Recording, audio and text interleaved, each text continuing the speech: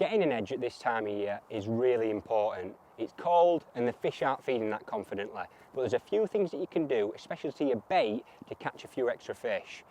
Lots of anglers just stick to the same plain Jane baits that they're confident in, and don't get me wrong, they will catch your fish, but I always like to think about how my bait can be enhanced and give me a benefit on the bank and give me that edge, because if there's 10 blokes in a line all fishing the same bait, it's usually down to the luck of the angler that's on the most fish that will win the competition or have the best session on the day.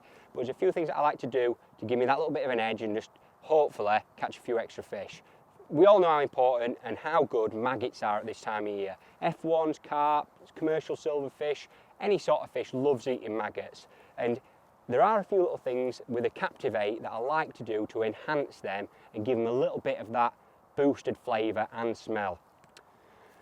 So we can either do what I'm about to talk to you through with either live or dead maggots, but I'm really keen on this red krill Captiv-8 colorant.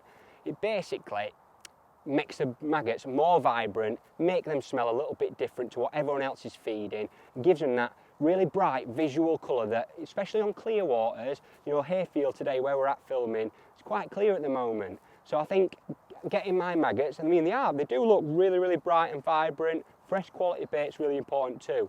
They do look really vibrant, but adding literally 3 or 4 little glugs of this red krill Captiv-8, you'll see how it just turns them bright red, and you can think, if everyone's feeding this sort of coloured maggot, and all of a sudden, just give them a little bit of shake, and all of a sudden, the fish come onto these smelly, I mean that krill flavour, I mean look at it, that krill flavour and smell is so vibrant, it stinks, and look at how much redder they've gone.